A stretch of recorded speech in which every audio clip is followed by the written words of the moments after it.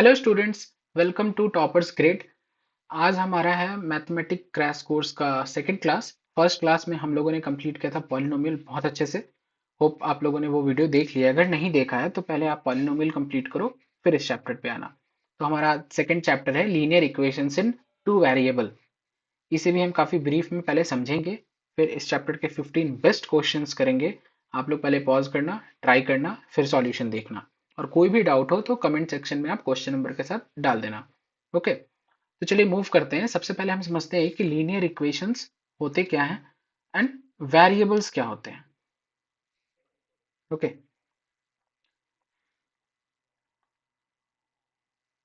सो हम लोगों ने पिछले क्लास में पढ़ा था equations a naught plus a one x one plus a two x two plus a three x three, ऐसे करते हुए ए एन एक्स एन इस फॉर्म में होते हैं पॉलिनोमियल्स। ठीक है, बट ऐसे इक्वेशंस जिसमें मान लेते हैं जैसे a x plus b y plus c, ऐसे इक्वेशंस जिसमें x का हाईएस्ट पावर 1 हो। कोई भी इक्वेशन जिसमें x का हाईएस्ट पावर 1 है, जैसे 4x प्लस 2, इसमें भी x का हाईएस्ट पावर क्या है?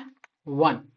ओके, x का हाईएस्ट पावर 1 है, इसका डिग्री 1 है, तो ऐसे इक्वेशन को हम बोलते हैं लीनियर इक्वेशंस।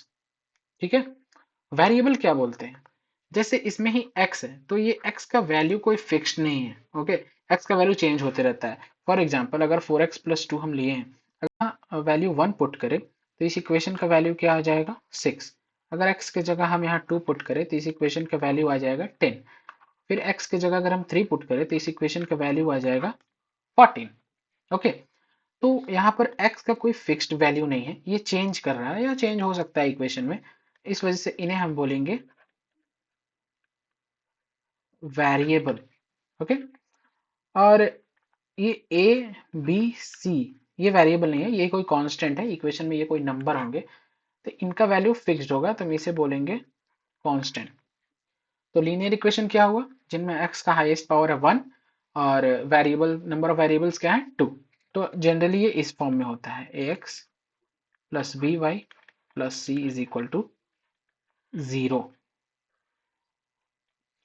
ओके, अब इसमें हमें देखना है कि सॉल्यूशन क्या होगा।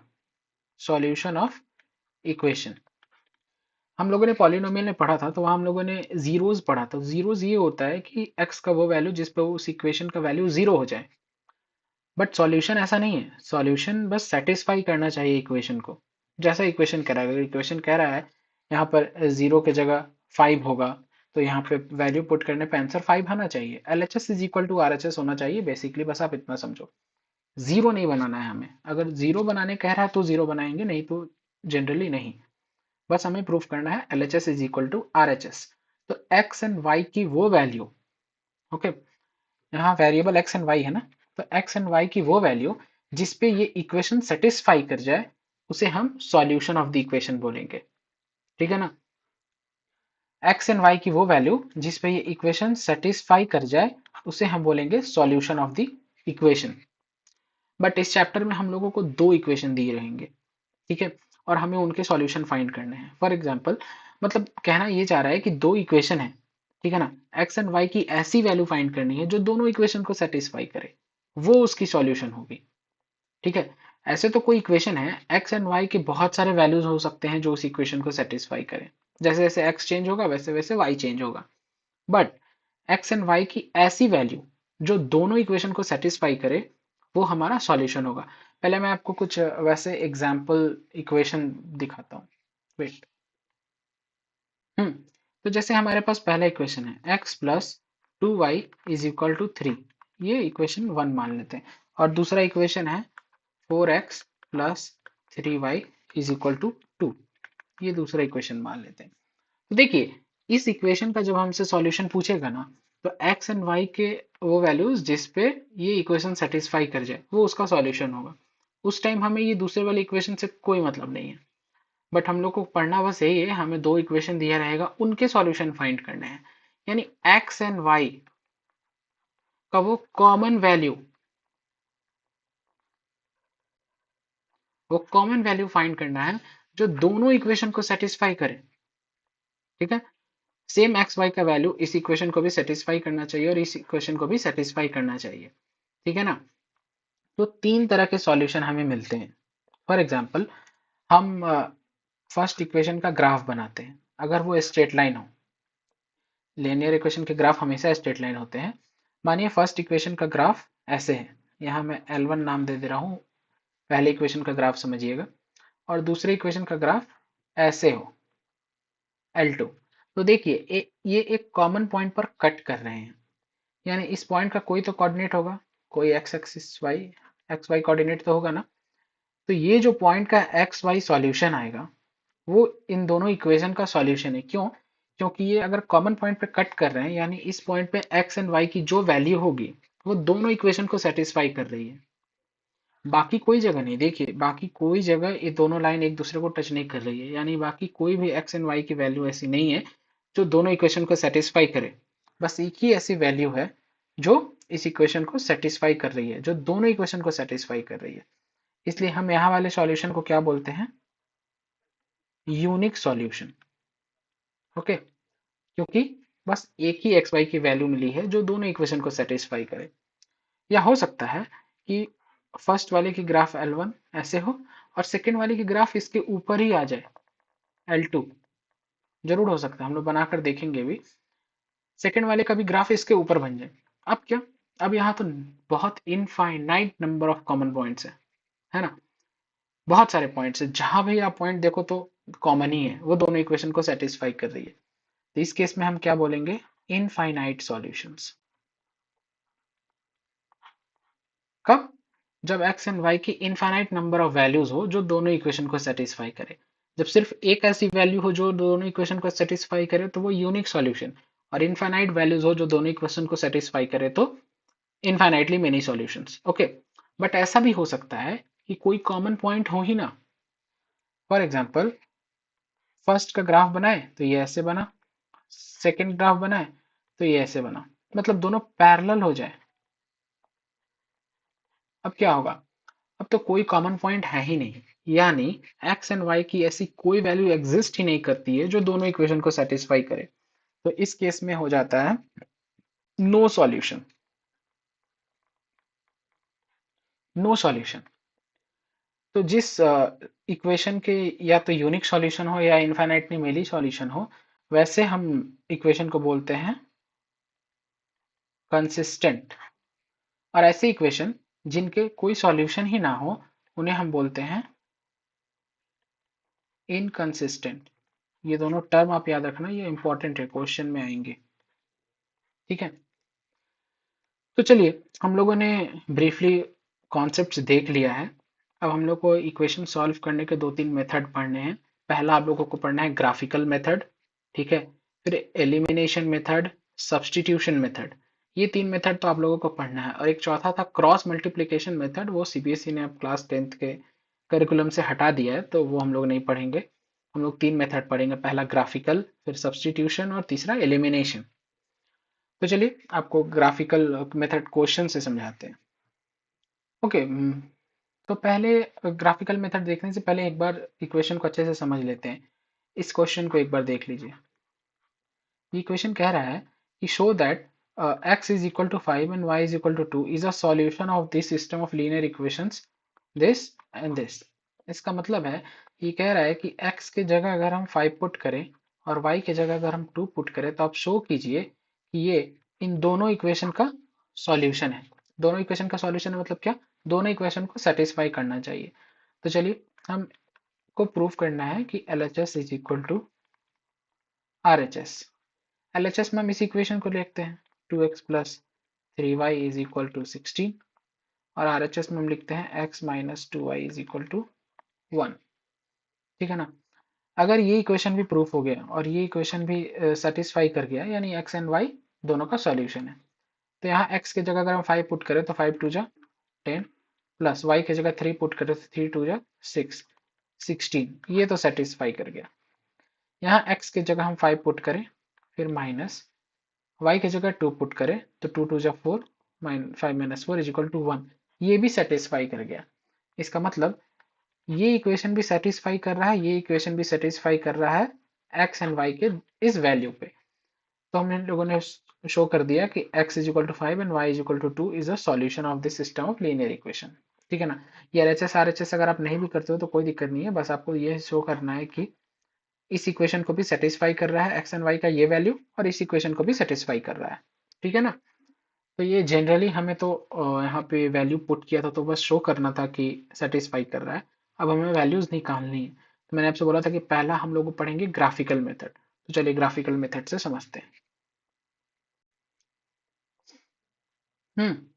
तो यहाँ दिया है solve the following system of equation graphically. एक इक्वेशन ये है, दूसरा इक्वेशन ये है। तो हमें सबसे पहले क्या करना है कि दोनों इक्वेशन का ग्राफ ड्रॉ करना है। ओके।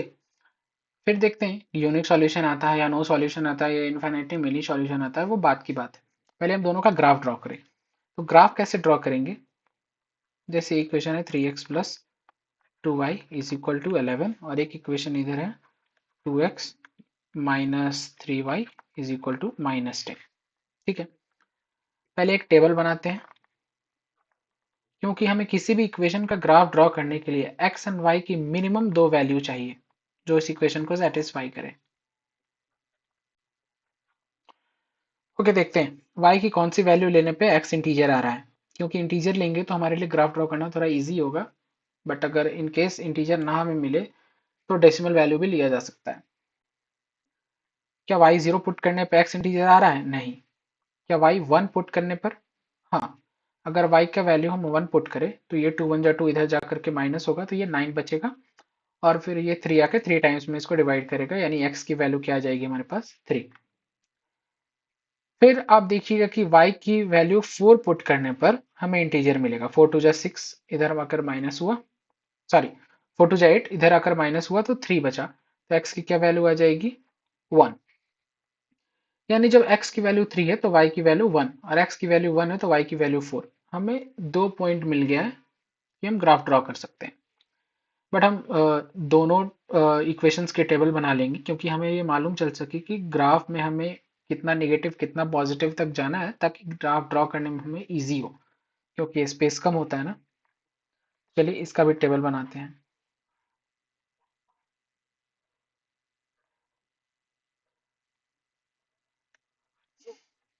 यहाँ पर अगर हम y की क्या वैल्यू पुट करें, अगर यहाँ y 0 पुट करते हैं तो x -5 आएगा। ओके। और फिर अगर y को 2 पुट करते हैं तो ये 2 3 टू जा 6, -6 इधर जाएगा तो -4, और ये 2 -2, x की क्या वैल्यू आएगी -2। चलिए दोनों इक्वेशन का हमने टेबल ड्रॉ कर लिया है। ठीक है। हमें दो वैल्यू की जरूरत क्यों होती है, क्योंकि किसी भी इक्वेशन के अगर हम एक एक्स वाई की वैल्यू निकालें, मान लेते हैं एक पॉइंट है, तो हमें नहीं ना मालूम कि ग्राफ किस कैसे ड्रॉ होगी, ऐसे होगी या ऐसे होगी, ऐसे होगी ऐसे होगी। बट अगर हमें दो पॉइंट मालूम है किसी इक्वेशन की, तो हम दोनों के थ्रू जो लाइन क्रॉस कराएंगे बस वही हो गई ग्राफ। इस वजह से हमें मिनिमम दो पॉइंट तो मालूम होनी चाहिए। तो चलिए हम लोगों ने दोनों इक्वेशन का टेबल बना लिया है, ग्राफ ड्रॉ करते हैं। ग्राफ ड्रॉ करने से पहले हम ये ध्यान रखेंगे कि एक्स एक्सिस में मुझे -5 तक चाहिए, और वाई एक्सिस में पॉजिटिव साइड 4 तक तो चाहिए। तो उसी हिसाब से ग्राफ ड्रॉ करते हैं। आइए। ठीक है। उतना स्केल तो यहाँ होने से रहा, मैं कोशिश करता हूँ। ओके।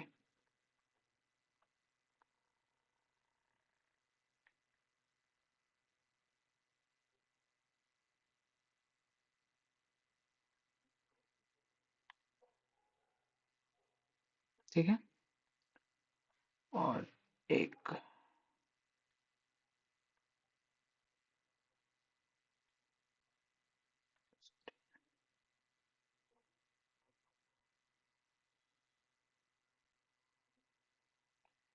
थोड़ा टेढ़ा बन गया, बट आप लोग ग्राफ कॉपी बनाइएगा तो सीधा बनाइएगा।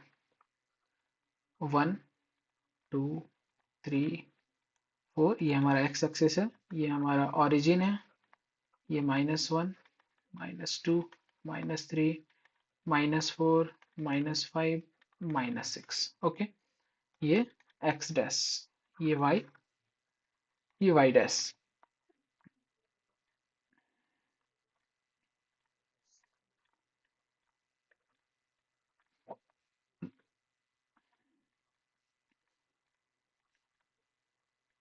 हम लोगों ने इसीलिए पहले टेबल बनाया था ताकि हमें मालूम चल सके कि ग्राफ किस अकॉर्डिंग बनाना है। जैसे ग्राफ में हमें मालूम था कि -5 तक हमें नहीं जाना है, इस वजह से हम लोगों ने ग्राफ बना पाया जिसमें यहाँ -3 तक भी बनाया, तो आराम से हम लोग यहाँ ग्राफ प्लॉट कर सकते हैं। तो चलिए प्लॉट करते हैं। पहला x3 है तो y1 है, यानी x3 y1, ये एक पॉइंट मिला हमें। दूसरा x1 y4, x1 y4, ये दूसरा पॉइंट मिला। चलिए इन दोनों लाइन को अगर हम ज्वाइन कर दें तो हमें पहले इक्वेशन का ग्राफ मिल जाएगा। कौन सी इक्वेशन की ये ग्राफ है? 3x plus 2y is equal to 11। तो चलिए यहाँ लिख देते हैं 3x plus 2y is equal to 11। अब दूसरा ग्राफ प्लॉट करते हैं। x -5 है तो y 0 है। ओके, सो तो x -5 y 0, यानी ये x एक्सिस पे लाई करेगी ये पॉइंट -5 0। दूसरा है x अगर -2 है तो y भी 2 है, x -2 y 2, दूसरा ये हो गया। अब इन दोनों पॉइंट्स को अगर हम ऐड करें, ज्वाइन करें, तो ये भी एक ग्राफ बन गया। एक्सटेंड कर देते हैं थोड़ा। ओके, इस कौन सी इक्वेशन की ये ग्राफ थी? 2x minus 3y is equal to -10। यहाँ लिख दिए 2x minus 3y is equal to -10। अब हम देखते हैं कि ये दोनों ग्राफ एक यूनिक पॉइंट पर कट कर रही है, बस एक ही पॉइंट पर कट कर रही है। तो अभी हमने बताया था कि अगर एक ही पॉइंट पर कट करे तो हमें कैसा सॉल्यूशन मिलता है? Unique solution. और वो सॉल्यूशन होता क्या है? वो पॉइंट ऑफ इंटरसेक्शन, वही हमारा सॉल्यूशन है। तो यहाँ हमारा पॉइंट ऑफ इंटरसेक्शन क्या है? 1 एंड 4। तो हमारा इस वजह से हम यहाँ लिखेंगे कि हिंस सॉल्यूशन इज 1 4, यानी x एंड y ये यूनिक वैल्यू है जो इन दोनों इक्वेशन को सेटिस्फाई करे। तो इस इक्वेशंस की क्या होगी? यूनिक सॉल्यूशन, और वो है क्या? x is equal to 1 and y is equal to 4। लिख सकते हैं ऐसे आप, x is equal to 1 and y is equal to 4 is the unique solution of these equations। ठीक है, हो सकता था कि ये दोनों ग्राफ के लाइन पैरेलल हो जाएं, तो हम बोल देंगे नो सॉल्यूशन। हो सकता था कि ये दोनों ग्राफ एक दूसरे पे कोइंसाइड कर जाएं, मतलब एक दूसरे के ऊपर आ जाए, तो हम बोल देंगे इनफाइनाइटली मेनी सॉल्यूशन। तो आगे क्वेश्चन में उसके भी एग्जांपल्स देखेंगे, बट हाँ, मैंने ऑन द स्केल ये ड्रॉ नहीं किया है। आप लोग ग्राफ पेपर पे अच्छे से ड्रॉ करना स्केल यूज करके, तो एक्यूरेट आपका आंसर आएगा। यहाँ भी एक्यूरेट आ गया है, बट ये सब स्ट्रेट लाइन होना चाहिए, और एकदम बहुत इंपॉर्टेंट क्वेश्चन है बोर्ड पॉइंट ऑफ व्यू से। तो चलिए नेक्स्ट क्वेश्चन में चलते हैं। ओके, चलिए हमारा next question, show graphically that the system of equation has an infinite number of solutions. अच्छा, हमें शो करना है कि इनका इनफाइनाइट नंबर ऑफ सॉल्यूशन है। इसका मतलब कि जरूर दोनों इक्वेशन का ग्राफ कॉन्साइड करेगा। चलिए बना के देखते हैं। ठीक वैसे ही 3x minus y is equal to 2, इसका एक अलग टेबल बनाते हैं।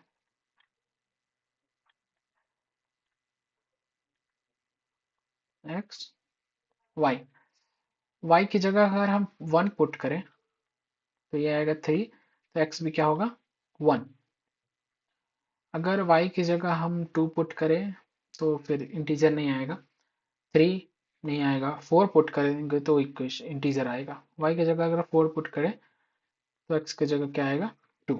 चलिए अब दूसरे का, 9x minus 3y is equal to 6।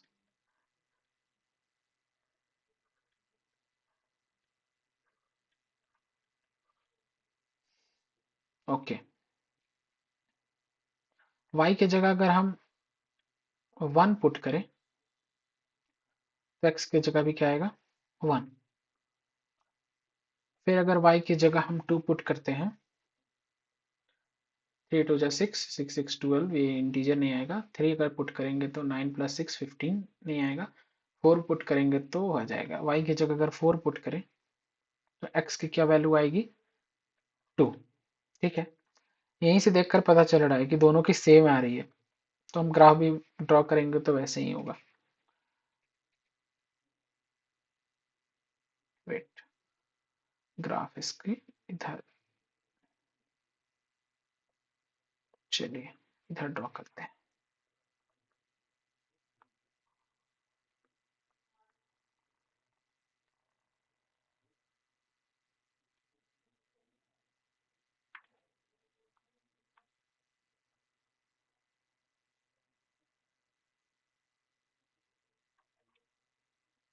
ठीक है,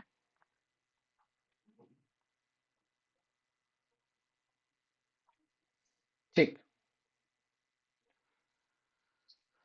ये 1 2 3 4 5, -1 -2 -3 -4।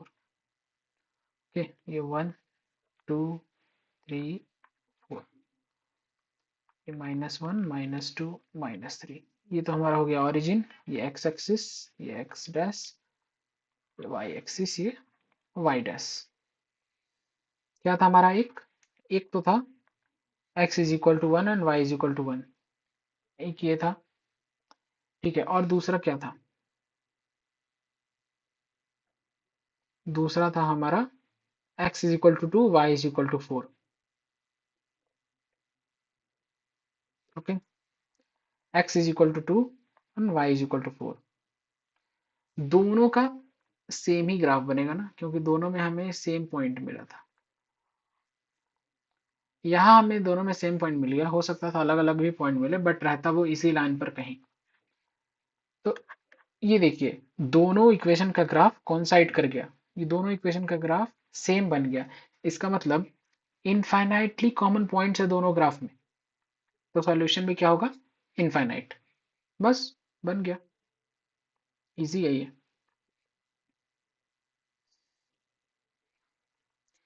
लिखेंगे since lines coincide, the given system of equations have infinitely many solutions। Okay, बन जाएगा ना ये। चलिए, आसान है। नेक्स्ट क्वेश्चन,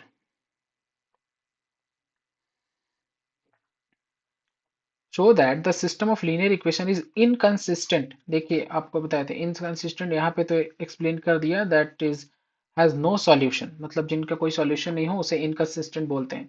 बट हो सकता है एग्जाम में ये ना दिया हो, इस वर्ड से ही आपको समझना होगा कि इनकंसिस्टेंट कह रहा है, इसका मतलब है कि इन दोनों का ग्राफ कभी इंटरसेक्ट करेगा ही नहीं, यानी कोई ऐसा कॉमन एक्स वाई के वैल्यू मिलेगा ही नहीं जो दोनों इक्वेशन को सेटिस्फाई करे। ठीक है, तो इन केस में नो सॉल्यूशन होगा। तो चलिए बनाते हैं सेम प्रोसेस, इसका चार्ट बनाएंगे पहले। ग्राफ का मैंने 3 क्वेश्चन लिया, तीनों केसेस को एक एक बार, ताकि आप लोगों को अच्छे से क्लियर हो जाए। चलिए, पाई की जगह अगर हम 0 पुट करते हैं तो x इंटीजर नहीं आएगा, अगर 1 पुट करते हैं हाँ तो आएगा। y की जगह 1 पुट किया तो x की वैल्यू आ गई 4। 2 पुट किया तो नहीं होगी 3। हाँ, y की जगह अगर 3 पुट किया तो x की जगह क्या हो जाएगी, 7। बड़े वैल्यूज आ रहे हैं, ग्राफ बनाने में दिक्कत होगी। 6y - 4x is equal to 3। चलिए इसका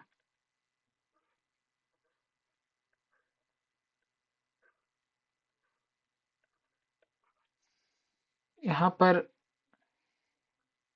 छोटे वैल्यू लेने के लिए, चलिए हम यहाँ डेसिमल भी लेकर आपको दिखा देते हैं। अगर x की जगह हमने 0 पुट किया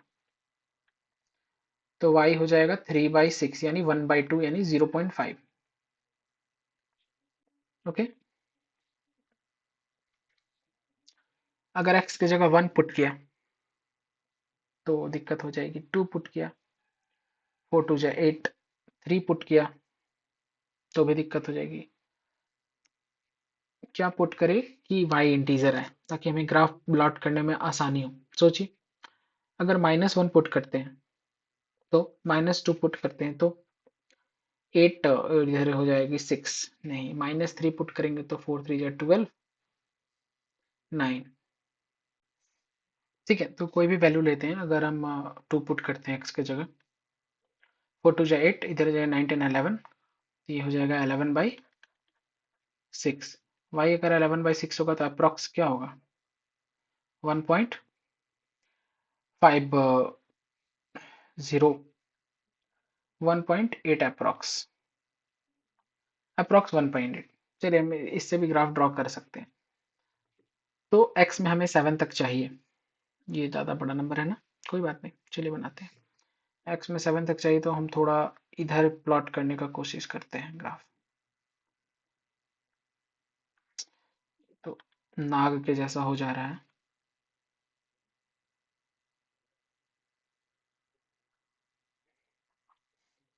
आप लोग हंसिएगा मत मेरे ग्राफ पर। चलिए, 1 2 3 4 5 6 7 8, -1 -2 -3, 1 2 3 4, -1 -2, ये हो गया origin, x axis x dash, y y dash. चलिए चलिए प्लॉट करते हैं। x4 है तो y1, x4 है तो y1, दूसरा x7 है तो y3, x7 है तो y3। चलिए, तो यानी एक तो ग्राफ ऐसा बनेगा, दूसरा x0 है तो y हाफ, यानी एक ये, दूसरा x2 है तो y 1.8, x2 है तो y 1.8 लगभग यहाँ बनेगा। ठीक है, फिर इसे हम ड्रॉ करेंगे।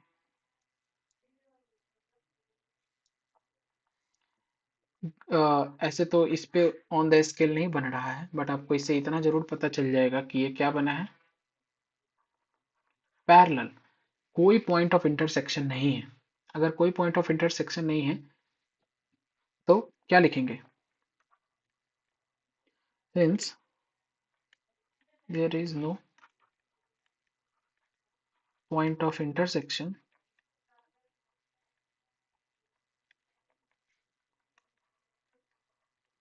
The given equations has no solutions. बस यही तो शो करना था हमें।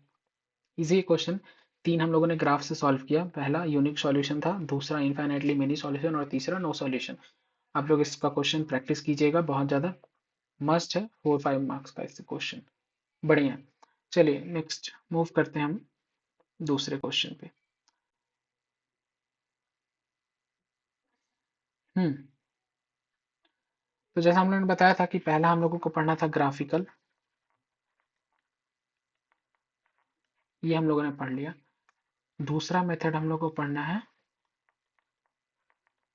सब्स्टिट्यूशन मेथड, और तीसरा पढ़ना है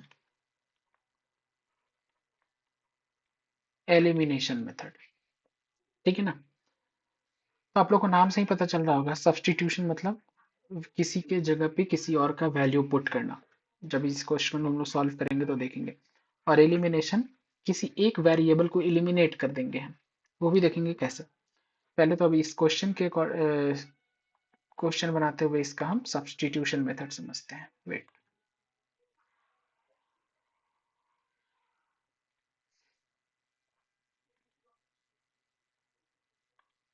ओके, तो हमारे पास इक्वेशन है। हम्म, तो हमें क्या करना है, यहाँ से x या y दोनों में से कोई सी एक की वैल्यू निकालनी है और इस इक्वेशन में पुट करनी है और इक्वेशन को किसी एक वेरिएबल में चेंज करना है, ठीक है ना। तो चलिए हम यहाँ से x का वैल्यू निकाल लेते हैं, आप चाहें तो y का भी निकाल सकते हैं। इसको उस तरफ लेकर के जाएंगे तो ये हो जाएगा 5y/3 - 2। चलिए इसको थोड़ा सा सॉल्व कर लेते हैं,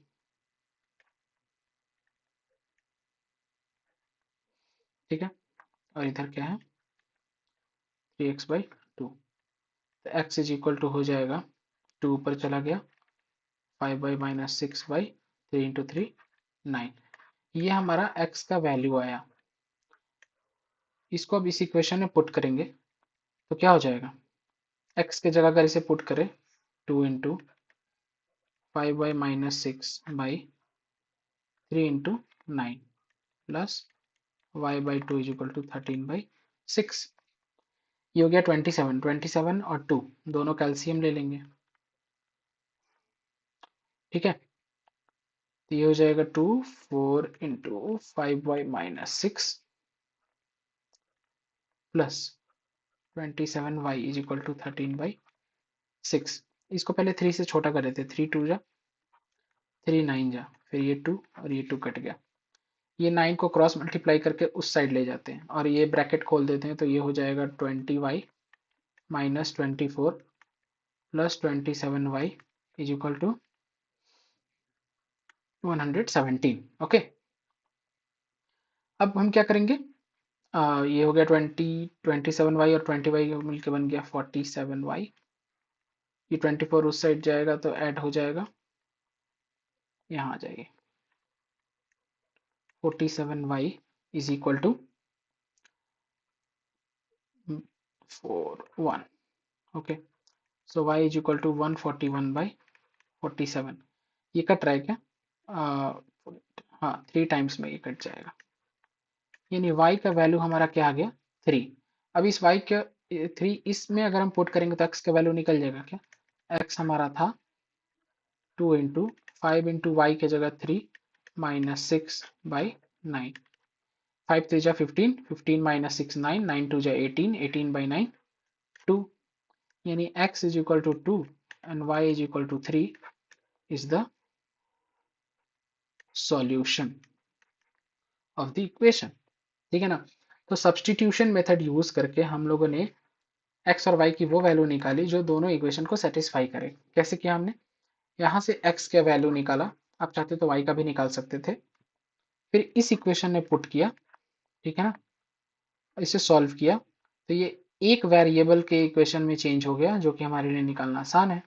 फिर यहाँ से जब y की वैल्यू निकली तो यहाँ पुट करके x की भी वैल्यू निकाल लिया, ठीक है। कहीं भी डाउट हो, पहले तो आप इसको अच्छे से ध्यान से देखिएगा, फिर अगर डाउट हो तो आप कमेंट सेक्शन में पूछिएगा।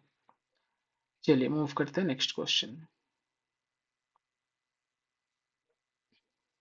देखिए ऐसे क्वेश्चन में हमें कहीं लिखा नहीं है कि सब्सटीट्यूशन करना है या क्या करना है, नहीं मालूम, कहीं लिखा नहीं है। तो चलिए इसी में हम आपको एलिमिनेशन समझा देते हैं।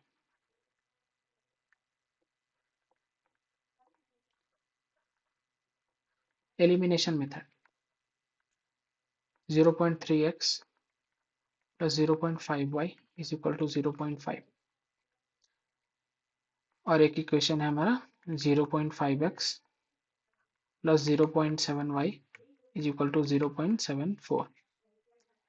सबसे पहले हम डिसिमल हटा देते हैं ताकि हमारे लिए सॉल्व करना थोड़ा इजी हो। अगर हम पूरी इक्वेशन को 10 से मल्टीप्लाई कर दें तो इसमें से डेसिमल हट जाएगा, तो ये क्या हो जाएगा 3x plus 5y is equal to 5। Okay, इसमें से सारे से डेसिमल हटाना होगा तो हम 100 से मल्टीप्लाई कर सकते हैं। चलिए 100 से मल्टीप्लाई कर देते हैं, आपकी मर्जी। यहाँ 100 से इसलिए किया क्योंकि यहाँ पे 2 डिजिट है डेसिमल के बाद, तो ये भी डेसिमल फ्री हो जाएगा।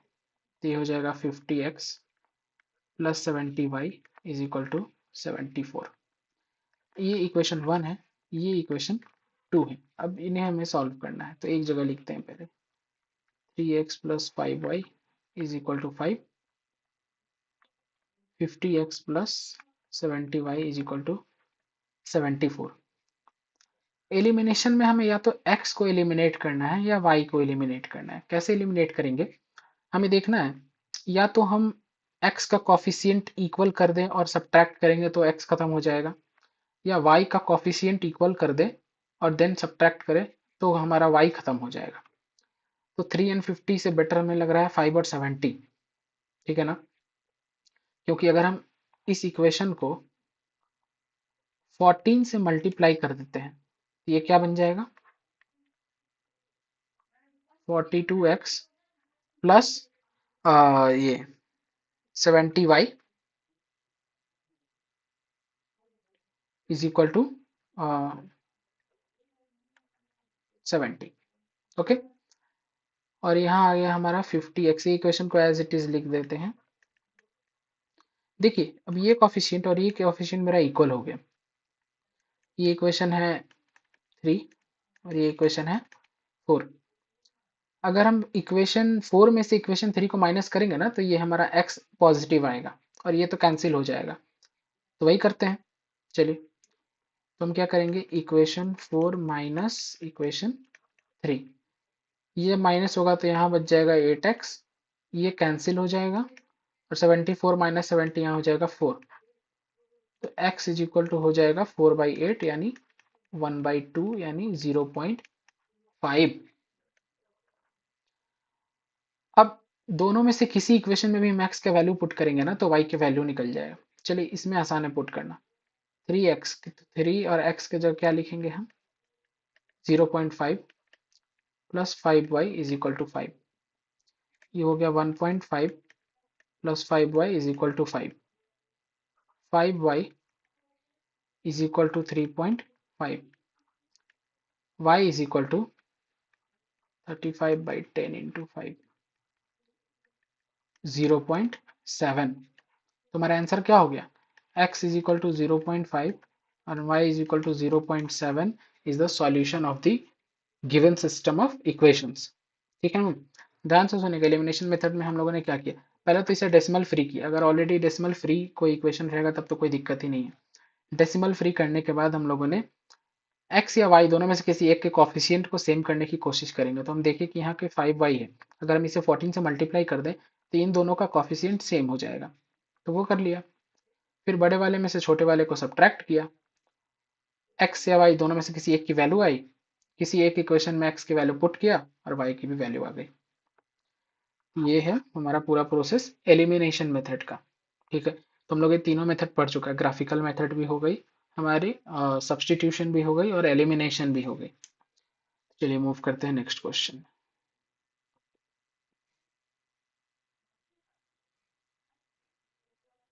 ओके,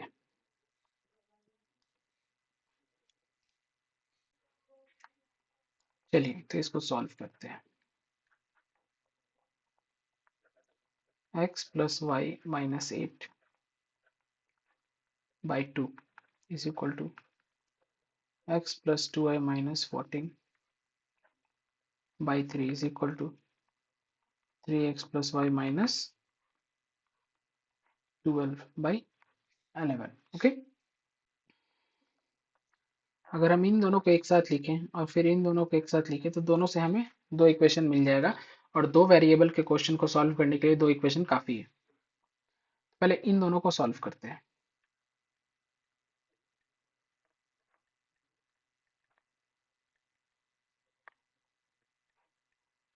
क्रॉस मल्टीप्लाई अगर करेंगे तो ये 3 इधर जाके मल्टीप्लाई होगा तो 3x प्लस 3y माइनस 24। ये 2 इधर आएगा तो 2x plus 4y minus 28। 3x minus 2x x, 3y minus 4y minus y, 28 minus 24 plus 4 is equal to 0। ये एक इक्वेशन हमारा आया। ठीक है, अब इन दो इक्वेशन को सॉल्व करते हैं। x plus 2y minus 14/3 is equal to 3x plus y minus 12/11। Okay, 11x plus 22y minus 154 is equal to 9x plus 3y minus 34। 6. Now 11x minus 9x, 2x. 22y minus 3y plus 19y. ओके, minus 154 minus 36, तो इधर आके plus 36 हो जाएगा, 18. Okay, minus 118 is equal to 0. तो 2x plus 19y is equal to 118. ये एक हमारा दूसरा इक्वेशन आया. ये इक्वेशन नंबर 1 एंड ये इक्वेशन नंबर 2. चलिए सॉल्व करते हैं. जैसे आप सॉल्व कीजिए, सब्सटीट्यूशन से कीजिए, एलिमिनेशन से कीजिए, हमारे लिए क्या इजी लग रहा है. x minus y is equal to -4 और एक है 2x plus 19y is equal to 118. Okay, तो या तो हम इसको, इस इक्वेशन को 2 से मल्टीप्लाई करेंगे तो एलिमिनेशन से भी हो जाएगा, या सब्सटीट्यूशन से करना चाहते हैं तो सब्सटीट्यूशन से भी कर सकते हैं. चलिए सब्सटीट्यूशन से करके दिखाते हैं. इसको हम लिख सकते हैं ना, x is equal to y minus 4, और x का ये वैल्यू यहाँ पुट कर देते हैं.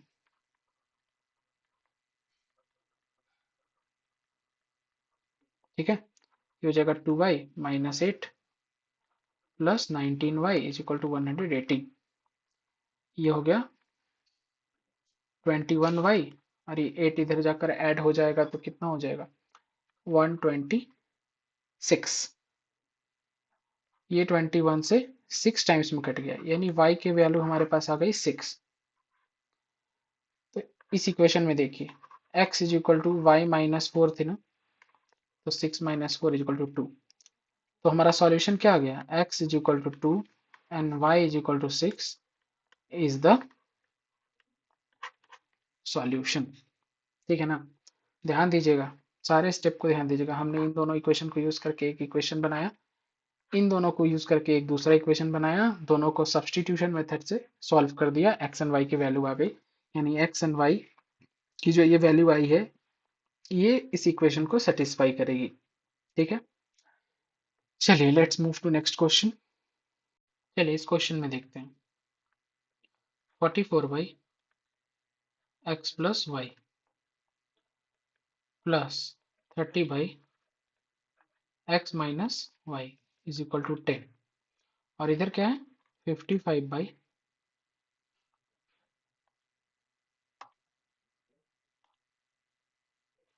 55 by x plus y plus 40 by x minus y is equal to 13.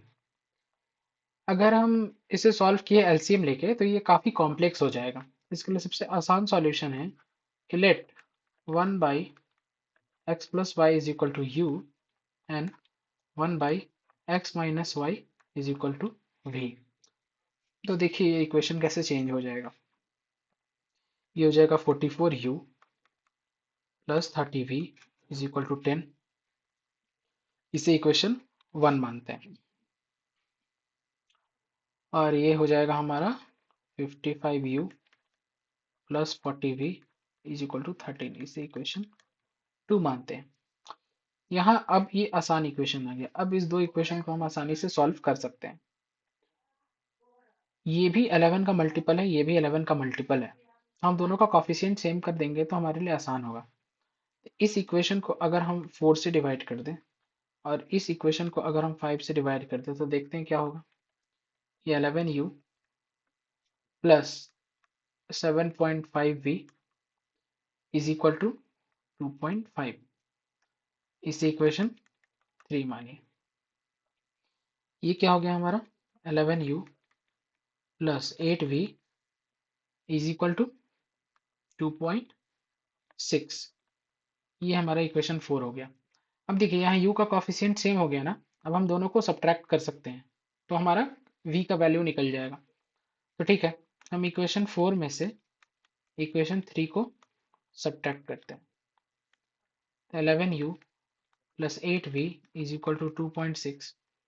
ये 11u plus 7.5v is equal to 2.5. Subtract करेंगे, ये कट गया, ये आ गया 0.5v इज इक्वल टू 0.1, यानी v is equal to 1 by 5। Okay, v हमारा क्या गया 1/5। Now put v is equal to 1/5 in equation 1. Let's put 44u plus 30 into 1/5 is equal to 10. 6 times में कटा, 44u is equal to 10 minus 6 is equal to 4, then u is equal to 1/11. ठीक है, तो हमारा v आ गया 1/5 and u आ गया 1/11। But अभी हमारा क्वेश्चन सॉल्व नहीं हुआ है क्योंकि हमें x एंड y की वैल्यू फाइंड करनी है। अब हमारा u एंड v आया है। अब हम लोग ये जो माने थे 1/x प्लस वाई को u एंड 1/x माइनस वाई को v, यहाँ पे u एंड v की वैल्यू पुट करते हैं, फिर सॉल्व करते हैं, तब ये इजीली बन जाएगा। आपको ये नोट डाउन करना हो तो आप ये पॉज करो, ये नोट डाउन कर लो, क्योंकि मैं इरेज करूंगा क्योंकि स्पेस नहीं है हमारे पास। ओके, तो हमारा u क्या आया था 1/11 एंड v आया था 1/5। u हम लोगों ने माना था 1/x प्लस वाई को, यानी ये हुआ। अभी माना था हम लोगों ने 1/x माइनस वाई को। चलिए इसको क्रॉस मल्टीप्लाई करेंगे तो आ जाएगा x plus y is equal to 11, ये आ जाएगा x minus y is equal to 5। अब इन दोनों को तो सॉल्व आसानी से किया जा सकता है ना। अगर हम इन दोनों इक्वेशन को ऐड कर दे तो y y cancel, 2x is equal to 16 यानी x इज इक्वल टू 8। किसी इक्वेशन में पुट कीजिए, x plus y is equal to 11, 8 plus y is equal to 11 यानी y इज इक्वल टू 3। तो हमारा सॉल्यूशन क्या हो गया, x is equal to 8 and y is equal to 3 is the solution. Okay, easy है ना। चलिए let's move to next question. ये हमारे सिचुएशनल बेस्ड क्वेश्चन है। आपको सेम काम करना है। हम लोगों ने इक्वेशन सॉल्व करना सीख लिया है और यहाँ बस इक्वेशन फ्रेम करना सीखना है। यहाँ हम लोग स्टेटमेंट पढ़ेंगे, इक्वेशन फ्रेम करेंगे और फिर वैसे ही इक्वेशन सॉल्व करेंगे जैसे पहले कर रहे थे। तो बस यहाँ एक्स्ट्रा काम एक ये है कि हमें इक्वेशन खुद से फॉर्म करना है। तो आप स्टेटमेंट ध्यान से पढ़ते जाओ, जो जो कह रहा है उस अकॉर्डिंग लिखो, आपका इक्वेशन फॉर्म कर जाएगा। चलिए देखते हैं। A part of monthly hostel charge is a fixed school is a fixed and the remaining depends on the number of days one has taken food in a mess. When a student A takes food for 22 days, he has to pay this much as a hostel charges, whereas the student B who takes food for 28 days pays this much as hostel charges. Find the fixed charges and the cost of food per day. ठीक, तो चलिए पहले तो हम fixed charges को x मान लेते हैं क्योंकि ये हमें निकालना है, and cost of food per day को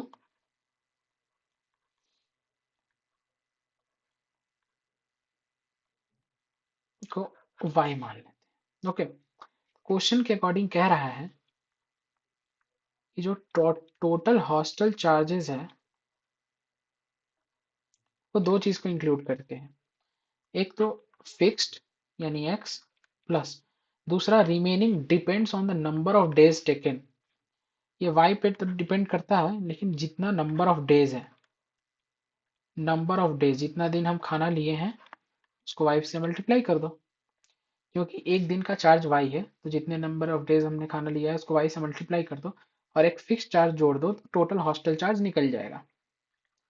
तो ए के केस में ए ने क्या किया, 22 डेज मेस यूज किया।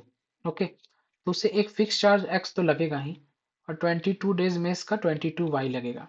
तो उसने टोटल कितना पेमेंट किया है 4250 यहाँ दिया है। बी ने क्या किया, इसका भी मेस का फिक्स चार्ज तो लगेगा ही, इसने 28 डेज मेस को यूज किया तो 28 इंटू वाई और इसने टोटल चार्जेस पे किया 5150। ठीक है, यही दो तो इक्वेशन है, हमें सॉल्व करना है। अगर इक्वेशन 2 में से 1 को माइनस करते हैं तो x minus x cancel, 28 minus 22y 6y और 5150 माइनस 4250 900 यानी y इज इक्वल टू 150। ये डिवाइड हो जाएगा। ओके, यानी हमारा cost of food per day क्या निकल गया 150। बट हमें फिक्स चार्जेस भी निकालना है, तो दोनों में से किसी एक इक्वेशन में वैल्यू पुट कीजिए। x plus 22 into 150 is equal to 4250, x is equal to 4250 minus 22 into 15, ये जीरो ऐड कर देना है, ओके, मीन्स 3300, यानी x इज इक्वल टू 950, यानी हमारा फिक्स चार्जेस आ गया हमारा 950, और ये हमारा cost of food per day हमारा आ गया 150। हो गया आंसर, इजी है ना। बस आपको इक्वेशन फाइंड करने आना चाहिए। Let's move to next question. Okay, the monthly incomes of A and B are in the ratio of 8:7। ठीक है, अगर इनकम की बात करें तो ए है एंड बी है, 8:7 है, तो मान लेते हैं इनकम क्या होगा, या तो 8x और इसका 7x, क्योंकि रेशियो 8:7 है ना। और एक्सपेंडिचर इनका है 19:16, तो मान लेते हैं 19y कुछ होगा और 16y। Okay, if each saves rupees 5000 per month. अच्छा, सेविंग्स क्या होता है? सेविंग्स तो वही होगा ना कि आपका इनकम कितना है, उसमें से आपका एक्सपेंडिचर माइनस कर दिया जाए। क्वेश्चन कह रहा है कि दोनों है ना 5000 पर मंथ सेव करता है, ठीक है। यानी दो क्वेश्चन क्या कह रहा है कि ए का अगर निकाला जाए तो ए का मंथली इनकम 8x माइनस उसका एक्सपेंडिचर 19y, ये 5000 के इक्वल है। और बी का अगर निकाला जाए तो इसका इनकम 7x माइनस 16y, ये भी कितना 5000 के इक्वल है। हो गया दो इक्वेशन। सॉल्व कीजिए, कैसे सॉल्व करेंगे? चलिए, दोनों का कॉफिशिएंट कैसे हम सेम कर सकते हैं, अगर हम इसको 7 से मल्टीप्लाई कर दें और इस इक्वेशन को 8 से मल्टीप्लाई कर दें, तो देखिए क्या हो जाएगा। तो ये क्या हो जाएगा, ओके, तो ये क्या हो जाएगा 56x माइनस 19 7 जा 133y इज इक्वल टू 35,000, और ये हो जाएगा, ये भी 56x minus 128y is equal to 40,000, ठीक है ना। सेकेंड वाले में से थर्ड वाले को माइनस, अगर ये इक्वेशन 1 है और ये इक्वेशन 2 है, चलिए 2 माइनस 1, 56x माइनस 56x, ये तो कैंसिल हो गया, ठीक है। और minus 128y minus minus 133y, कितना हो गया, -128 प्लस 133y, यानी 5y इज इक्वल टू 5000, यानी y इज इक्वल टू 1000। अगर हमारा y इज इक्वल टू 1000 आ गया तो x का भी वैल्यू निकल जाएगा क्या? चलिए निकालते हैं। इस इक्वेशन में अगर पुट करते हैं तो 8x minus 19,000 is equal to 5000, यानी 8x इज इक्वल टू, इधर जाएगा 19,000 प्लस 5000 24,000, यानी x इज इक्वल टू 3000। पूछ क्या रहा है, find the monthly income of each. तो ए का मंथली इनकम क्या है 8x, तो ए का क्या हो जाएगा 8 इंटू 3000 इज इक्वल टू 24,000, और बी का मंथली इनकम है हमारा 7x, तो 7 इंटू 3000 इज इक्वल टू 21,000। ये हमारा आंसर हो गया, ओके। होपफुली आपको समझ आया हो। Let's move to the next question. Okay, so इस क्वेश्चन में हमारा थोड़ा सिंपल इंटरेस्ट का यूज है। आपको होपफुली याद होगा कि सिंपल इंटरेस्ट पिछले क्लास में पढ़ा होगा आप लोगों ने। सिंपल इंटरेस्ट का फॉर्मूला होता है P into R into T by 100, जहाँ P क्या है principal amount, R is the rate of interest, T is time period. Okay, और अमाउंट का फॉर्मूला होता है प्रिंसिपल जो होगा हमारा उसमें सिंपल इंटरेस्ट ऐड कर दीजिए, ठीक है ना। चलिए अब क्वेश्चन पढ़ते हैं। A man invested in an amount at 12% per annum simple interest and another amount at 10% per annum simple interest, ठीक है। He received an annual interest of 2600, but if he had interchanged the amount invested, he would have received 140 less. Okay, ध्यान से सुनिएगा, दो जगह ये amount invest किया है, ठीक है ना। तो हम इनके दो अमाउंट को मान लेते हैं x, रुपीज x और रुपीज y। तो फर्स्ट क्वेश्चन के अकॉर्डिंग देखिए, पहला अमाउंट को 12% पर एनम, ठीक है ना। तो एसआई का फॉर्मूला, प्रिंसिपल क्या है x into rate of interest 12 time 1 year, ठीक है ना। तो 1/100 प्लस सेकेंड अमाउंट को कितने परसेंट पे इन्वेस्ट किया, 10 टाइम 1/100। तो इसे कितना एनुअल इंटरेस्ट मिल रहा है, 2600 का। बट अगर ये अमाउंट इंटरचेंज कर दे रहा है, यानी y अमाउंट को 12% पे अगर इन्वेस्ट कर रहा है और x अमाउंट को 10% पे, तो चलिए यहाँ पर अब x को 10% पे इन्वेस्ट किया है और y को 12% पे, तो यहाँ अमाउंट 140 कम हो गया है। ओके, यानी यहाँ अमाउंट इसको मिला है 2460। तो बताइए कौन कौन सा अमाउंट इन्वेस्ट किया, यानी एक्स और वाई निकालना। देखिए हमारा यहाँ भी दो इक्वेशन आ गया ना, दोनों को सॉल्व करना है, ठीक है। तो हम क्या करें, पहले कैसे सॉल्व करें, पहले तो इसको थोड़ा सिंपल फॉर्म में लिख लेते हैं। ये हो जाएगा 12x प्लस 10y, कॉमन बाहर ले लिया 100 इज इक्वल टू 2600, और इसे भी लिख लेते हैं 10x प्लस 12y, 100 बाहर ले लिया इज इक्वल टू 2460। चलिए आप लोग को यहाँ तक पॉज करके पहले नोट डाउन कर लीजिए, क्योंकि इस पार्ट को मैं इरेज करूंगा, स्पेस नहीं है।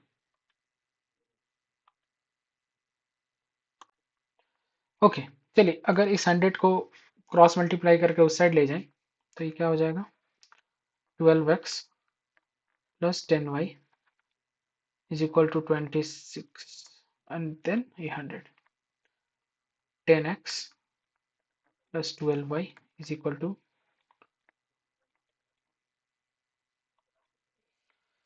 ओके हो गया ना।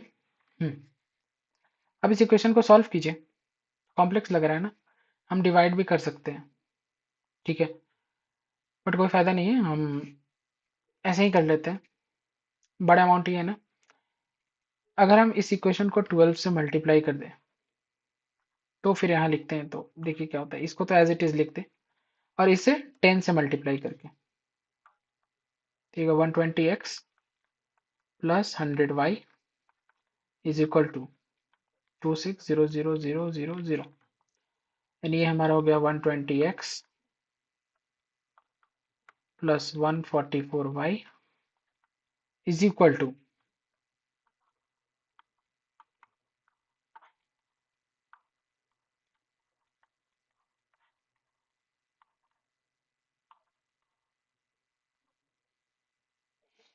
ठीक है, ये हमारा आ गया 2952000, ठीक है।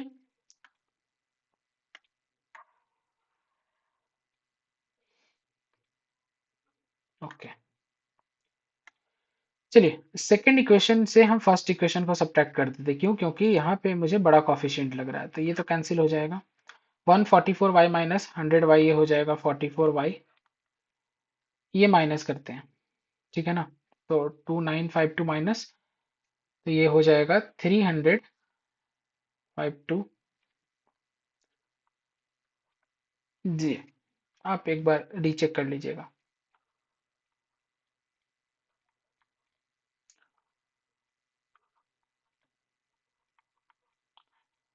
आप लोग को लगेगा मैं ऐसे कैसे सॉल्व कर दिया, देखिए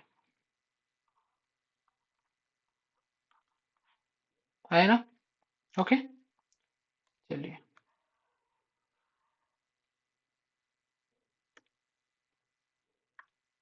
हम्म तो y is equal to 352000 by 44। Cancel कीजिए, 11 4 जा 11 3 जा 33, 2 2 11 2 जा 22 0 0, और फिर ये 4 से 8000 टाइम्स में। इसका मतलब y का वैल्यू तो हमारा 8000 आ गया, तो x का वैल्यू निकल जाएगा क्या, किसी एक इक्वेशन में पुट कीजिए। अगर इसी इक्वेशन में हम पुट करते हैं तो 12x is equal to 26, sorry 2,60,000 minus 10y, उधर जाके माइनस करेंगे तो 10y क्या हो जाएगा हमारा 80,000 ना।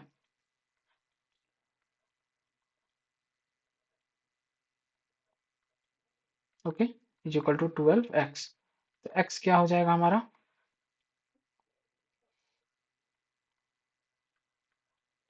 15,000। ओके, तो हमारा दोनों अमाउंट निकल गया। हमारा x क्या निकला 15,000, हमारा y क्या निकला 8,000। हो गया आंसर। ध्यान से समझिएगा ये सारे क्वेश्चंस को, बहुत इंपॉर्टेंट है। अगर आपको कहीं भी कोई डाउट लगे तो आप कमेंट सेक्शन में पूछिएगा। वैसे मैंने स्टेप बाय स्टेप समझाया है, कहीं आप पॉज कीजिए, समझिए, खुद का टाइम लीजिए, फिर आगे बढ़िएगा। चलिए, let's move to the next question.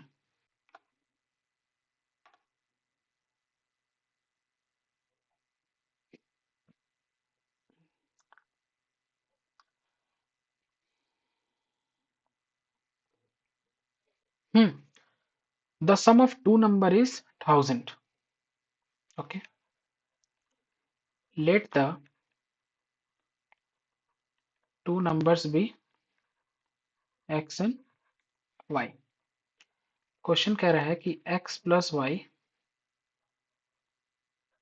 is 1000 and the difference between their square is this. Square का डिफरेंस यानी x square minus y square is equal to 256,000। ठीक है, अब क्या। चलिए, एक आप लोगों ने पढ़ा होगा a square minus b square is equal to a minus b into a plus b. इसको लिख सकते हैं क्या, x minus y into x plus y is equal to 256,000। तो x minus y, x plus y की जगह 1000 into 1000 is equal to 256,000। ये 1000 से ये 1000 गया, यानी x minus y is equal to 256, और x प्लस वाई हमें मालूम है 1000। चलिए, इस दोनों इक्वेशन को ऐड कीजिए, y y cancel, 2x is equal to 1256, x is equal to 628। Okay, equation में पुट कीजिए, x minus y is equal to 256 था ना, तो sorry, y is equal to x minus 256 means 628 minus 256,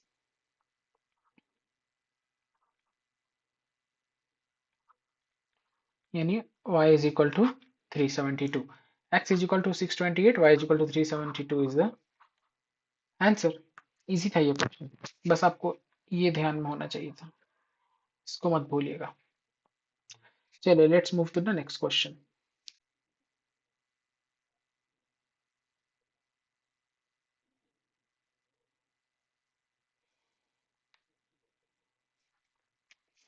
okay, a two-digit number is such that the product of its digit is 14. Two digit number हम कैसे मानते हैं? मान लेते हैं 10x प्लस वाई एक टू डिजिट नंबर है। Okay, two digit है ना, क्योंकि टेंस प्लेस पे होगा तो वो 10x और ये वंस प्लेस पे तो y। ये एक नंबर है, कह रहा है product of its digit is 14, it means x into y is 14।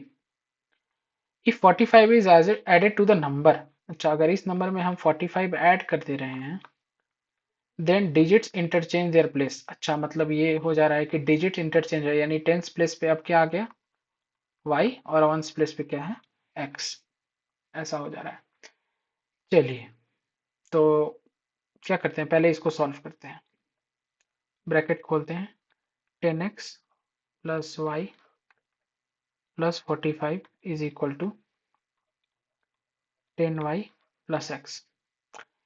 y भी इस साइड लाते हैं और x भी इस साइड लाते हैं, तो क्या हो जाएगा 10y minus y means 9y minus 9x is equal to 45, यानी 9 y minus x is equal to 45, यानी y minus x is equal to 5। ये आया। चलिए तो हिट एंड ट्रायल करते हैं। हमें मालूम है कि दो नंबर का प्रोडक्ट हमें 14 मिल रहा है और y माइनस एक्स हमारा क्या है 5। 14 कैसे कैसे हो सकता है, 1 इंटू 14 हो सकता है, 2 इंटू 7 हो सकता है, और कुछ नहीं। हम इंटरचेंज नहीं कर रहे हैं क्योंकि यहाँ पे दिख रहा है कि y बड़ा नंबर है x छोटा है, इसलिए हम y को ही बड़ा रख रहे हैं। तो 14 minus y is equal to 13, क्या ये सेटिस्फाई किया? नहीं किया।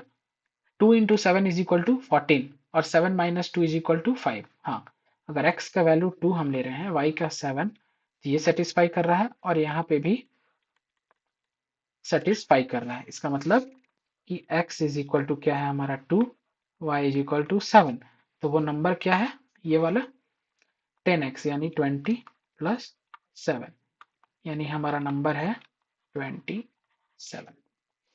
ओके, बढ़िया। चलिए let's move to the next question.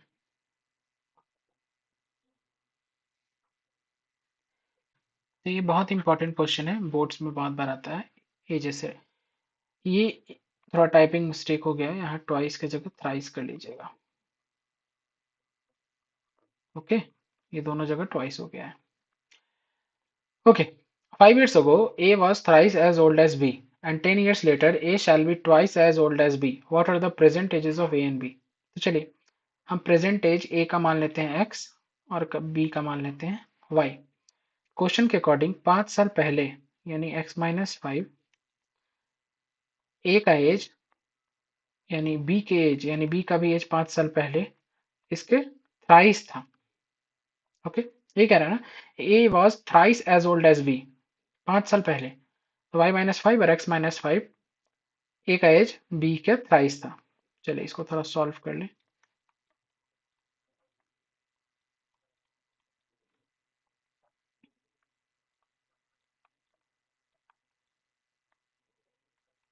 ये आया एक। अब कह रहा है कि 10 years लेटर, आज से 10 साल बाद, यानी x प्लस 10 और y का भी एज में 10 ऐड कीजिए। a शैल बी ट्वाइस, यानी a जो है वो b का ट्वाइस होगा, ये वाला इसका ट्वाइस होगा। ठीक है, इसको भी थोड़ा सॉल्व कर लेते हैं।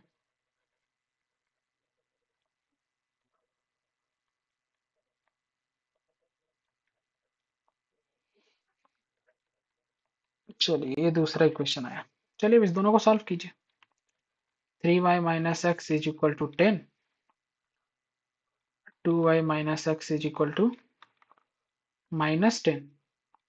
दोनों माइनस है तो हम माइनस करते हैं, सब्ट्रैक्ट करेंगे तो ये हो जाएगा माइनस, यहाँ साइन चेंज होके प्लस और यहाँ भी plus. 3y minus 2y is equal to y, ये तो cancel, 10 plus 10 is equal to 20। y अगर 20 आ गया तो x कैसे आएगा, चलिए इस इक्वेशन में पुट कीजिए। 23 जा 60, यानी x इज इक्वल टू 50। ओके, यानी ए का एज क्या है 50 और बी का एज क्या है 20। आंसर।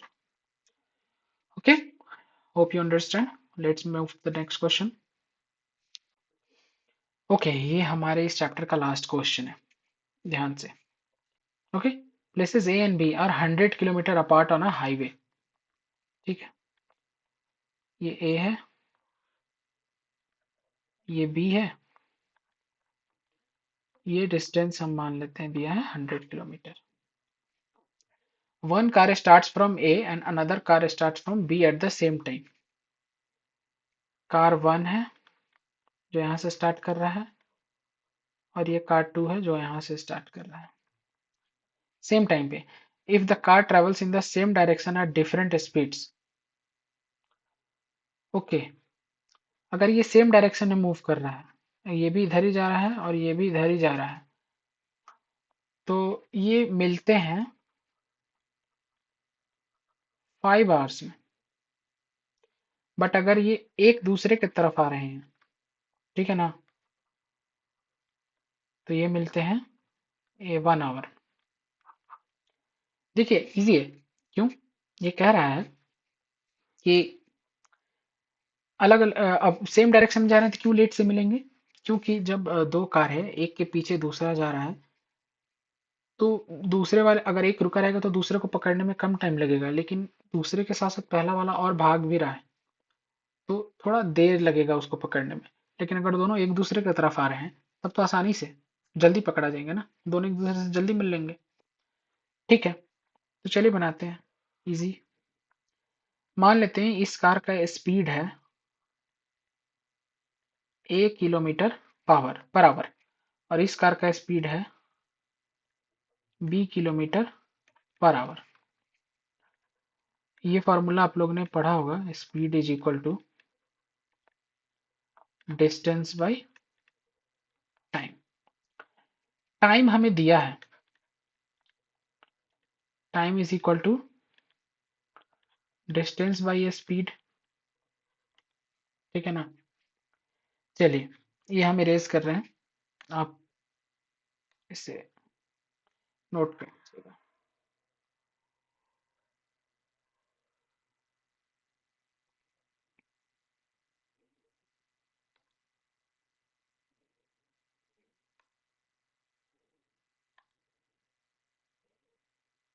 ठीक है ना,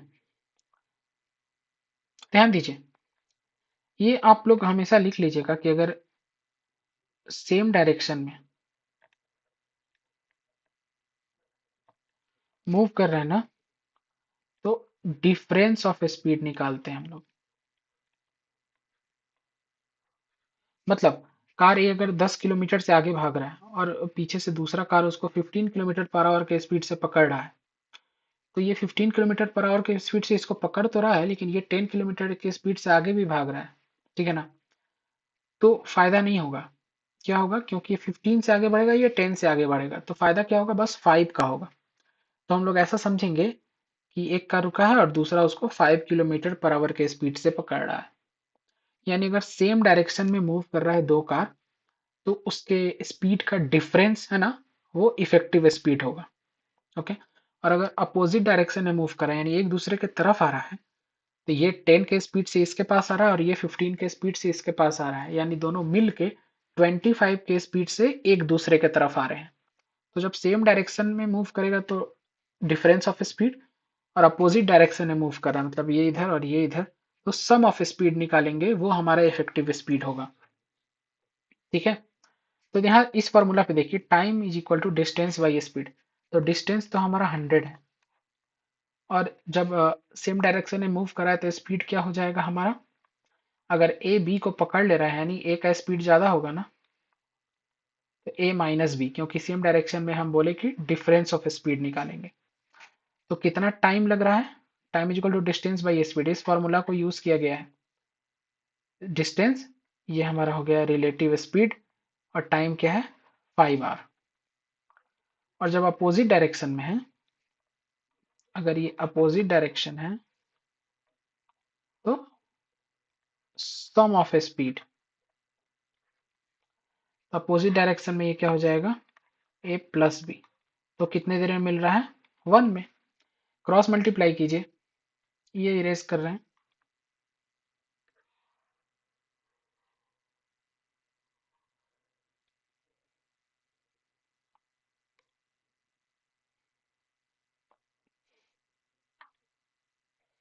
क्रॉस मल्टीप्लाई कीजिए, तो ये हो जाएगा 5 a minus b is equal to 100।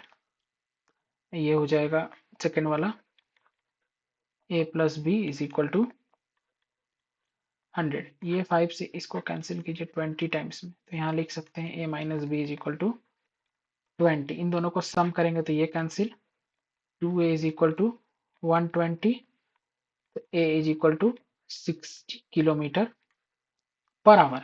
यानी फर्स्ट वाले कार का स्पीड क्या है, 60 किलोमीटर पर आवर। इस इक्वेशन में अगर पुट करते हैं a की जगह 60, तो b की जगह क्या आ जाएगा 40, यानी b का स्पीड क्या है 40 किलोमीटर पर आवर। तभी तो इसका स्पीड कम था, इसका ज्यादा, तभी तो सेम डायरेक्शन मूव करने पे भी a आगे जाकर b से मिल पाया। ठीक है ना, बस यही आंसर। तो हम लोग का linear equation in two variable chapter यहाँ फिनिश होता है। एकदम बेस्ट क्वालिटी के क्वेश्चंस लाए थे। हो सकता है बहुत सारे क्वेश्चन में आपको समझने में दिक्कत आई हो, बट हाँ ये टफ क्वेश्चंस थे, इस वजह से दिक्कत आई। कॉन्फिडेंस डाउन नहीं करना है, प्रैक्टिस करना है। कोई डाउट हो कमेंट सेक्शन में पूछना है, ओके, आप सॉल्व कर दिया जाएगा। All the best. Next chapter हमारा होगा क्वाड्रेटिक इक्वेशंस।